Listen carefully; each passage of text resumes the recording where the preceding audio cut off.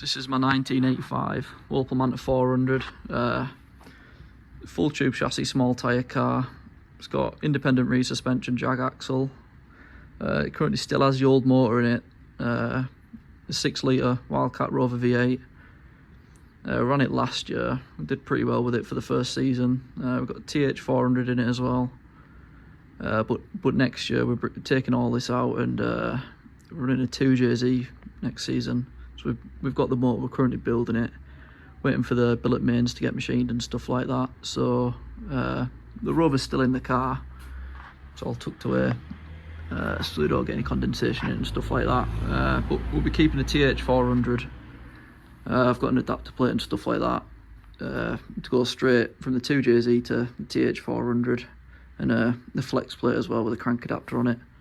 So it's a small tyre car, 2710s, but because of the gear ratio on the rear axle, it's 354, I'm pretty sure, or 355. It tops out with a TH400 at about like 190, so I'm not going to be going anywhere near that speed yet.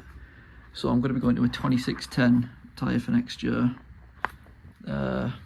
So trying to get the 60 foot and the 8th mile down a bit. But obviously with going to the 2JZ, the RPM is going to be a lot higher, the RPM limit. Probably go 8.5, 9, where with the Rover we're stuck at 7.2, 7.3 really, so I'll still be able to get the same speeds, but it'll be a lot more lively off the line with the smaller tyres and stuff like that. So this is the adapter plate and flex plate to go from the 2JZ to Chevy gearbox. And obviously with the Rover now we run a crank adapter from the crank to make up space from the adapter plate, but obviously it's all in one on this really. So yeah, we ran a big box Chevy flex plate with the TH400 and the Rover, so instead of just getting a crank adapter and running the flex plate, because obviously I wanted to still use the 2JZ start motor and stuff like that. ATF do this really nice flex plate and adapter plate, so obviously you can still use the 2JZ start motor and stuff like that because you've got the ring gear there. And then obviously you can bolt a Chevy torque converter to it, and then obviously the adapter plate goes on the block, and then the bell housing bolts to the adapter plate. So yeah, it's nice. So right now I'm just removing all the old wiring from the car, all the gauges, switches and stuff like that. And obviously going from a Rover V8, we'll obviously have to change ECUs and stuff like that. So it did have a MSD Digi7 in the car, so obviously that's going to be removed.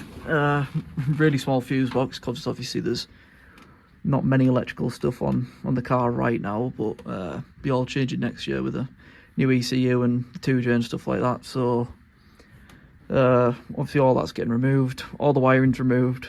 The only thing that's going to be staying is the trans brake wire, so that can stay.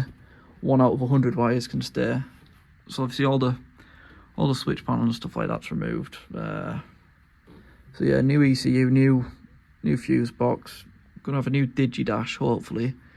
New switch panel for all the different switches I'm gonna need now. So yeah, current state of the car's a bit messy, but it is what it is. The car's literally been sitting here since Flame and Thunder at Pod. Hasn't been touched until yesterday. I took all the old dash out that's sitting on the floor there. Took all the old dash out and started removing all the wiring, removed the switch box and stuff like that. So the billet mains are currently getting machined and the block's getting machined in Barnsley, so that should hopefully be ready in about 2 weeks. Still waiting on rod bearings to come, so probably going to start building the engine in, well, when we go pick up the block obviously in the billet main, so probably 2 weeks. Start building the motor, that'll probably take 2 or 3 weeks maybe. But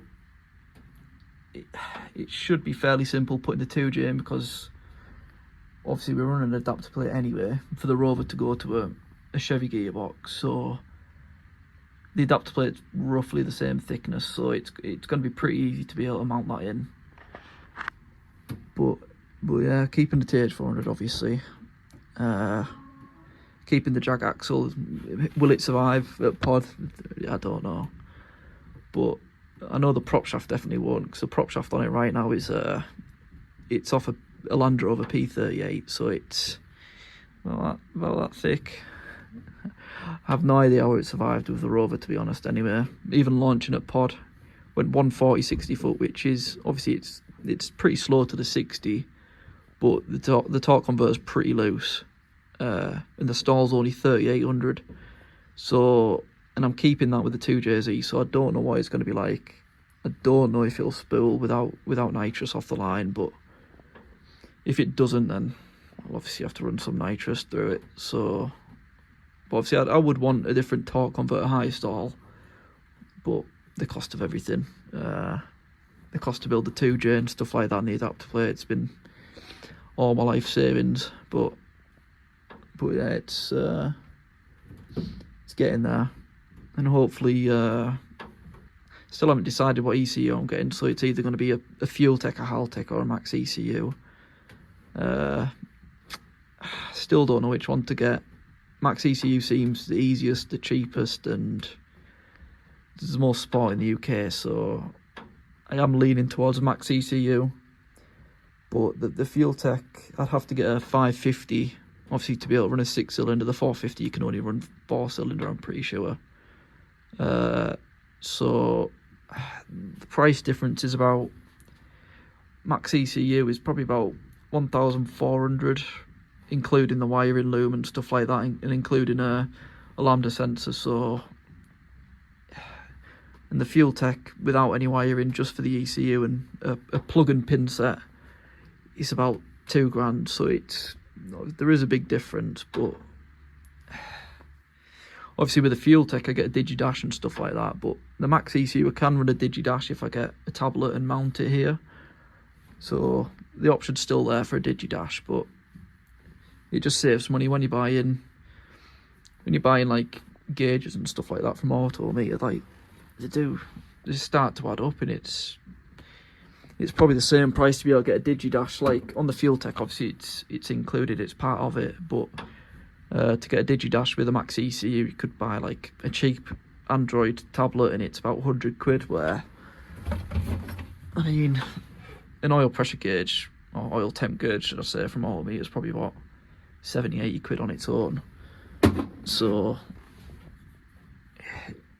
when you look at it like that, it makes sense to get a DigiDash if you can with your ECU, but yeah, I've got most of the parts for the 2JZ now, so when we're building the engine I'll show you all them, and the injectors and stuff like that. But yeah, all the parts coming in, getting delivered every day, so shouldn't be long until we're building the engine and trying to get it mounted in. But once the engine's mounted in the car, it's going to be pretty straightforward to put the ECU in and stuff like that and wire it up. So I'm hoping to be ready around April for the first event at Melbourne, but depends on money as well, trying to buy the ECU and stuff like that. But yeah, it's getting there. So yeah.